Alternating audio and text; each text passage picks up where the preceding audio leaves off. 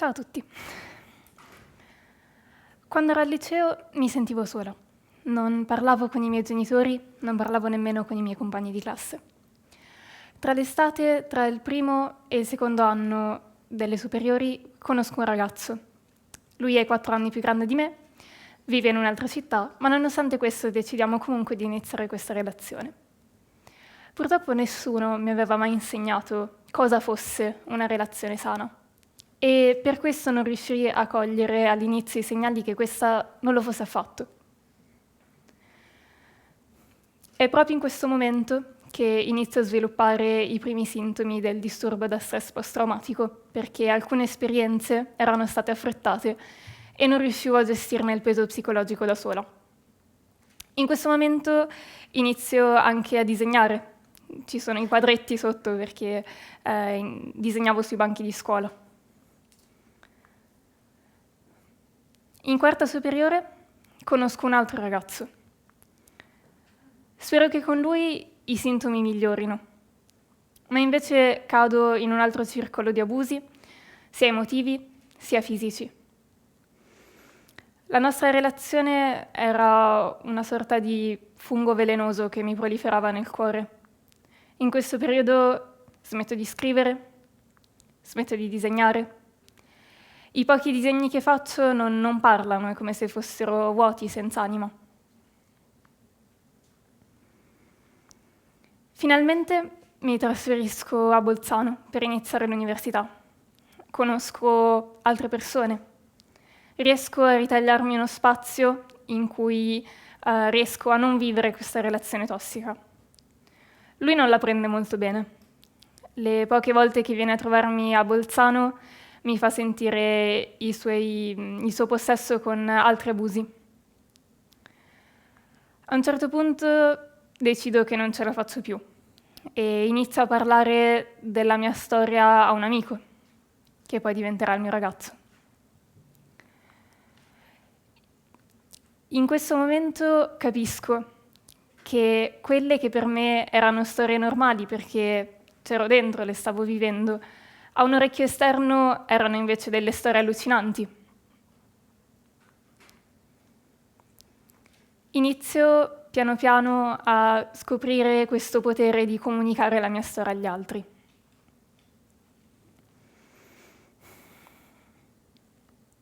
Quindi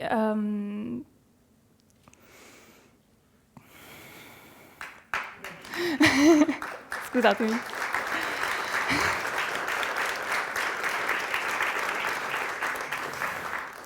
E scopro una cosa molto importante, che la solitudine non è una condizione obbligatoria e, a differenza di quello che avevo creduto per anni, non era una cosa che mi meritavo.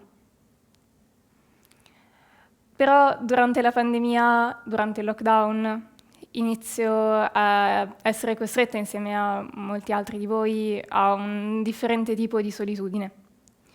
In questo momento decido di riprendere in mano la matita e decido di iniziare a fare questi disegni che poi vi posto sui social, in cui descrivo come mi sento, descrivo la mia tristezza, la mia solitudine e la mia storia. Nel frattempo, però, la mia situazione mentale inizia a peggiorare, perché i sintomi del disturbo da stress post-traumatico iniziano a farsi sentire di nuovo. Ho flashback continui, ansia, attacchi di panico e misto ad episodi depressivi in cui davvero non riuscivo ad alzarmi dal letto. Ricordandomi l'esperienza che avevo vissuto parlandone con un mio amico, decido che forse questa cosa di parlarne con qualcuno può farmi bene e quindi decido di andare da un terapeuta e poi successivamente da una psichiatra. Il problema è che facevo davvero tanta fatica a parlare dei miei traumi, a parlare della mia storia. Probabilmente questo non era il modo migliore per me, la parola non era quello che mi faceva stare meno male. In università arriva l'occasione perfetta, diciamo, per me, perché durante un progetto universitario mi viene chiesto di progettare qualcosa con il tema della cura.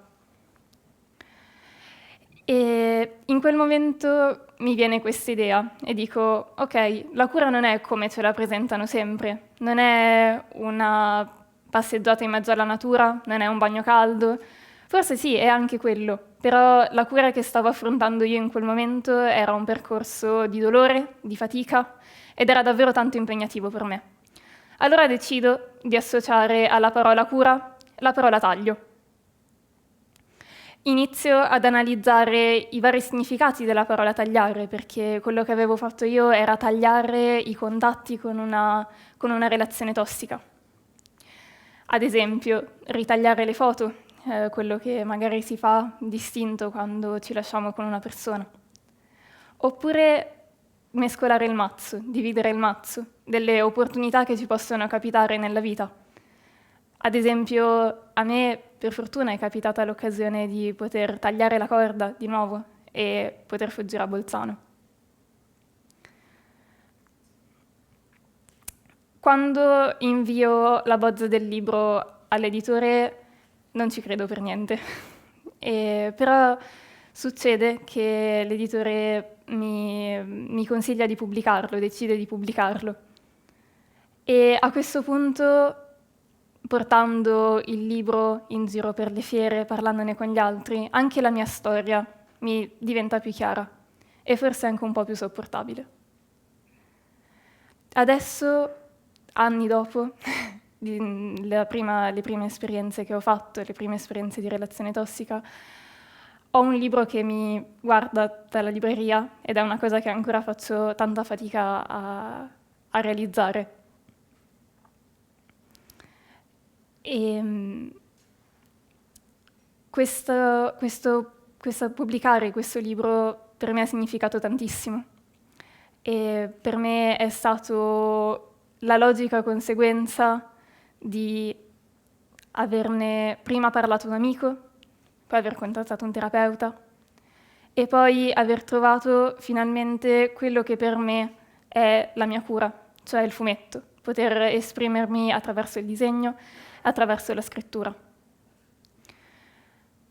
Quello che invito anche voi a fare è trovare un qualsiasi mezzo per esprimervi, perché avete il diritto di esprimere la vostra storia attraverso il disegno, l'arte, la musica, quello che più preferite. E in questo modo non solo quello che avete vissuto forse assumerà un significato, ma forse vi aiuterà anche a curarvi, a poter riuscire ad accettare quegli episodi della vita che forse vorremmo dimenticare. Grazie.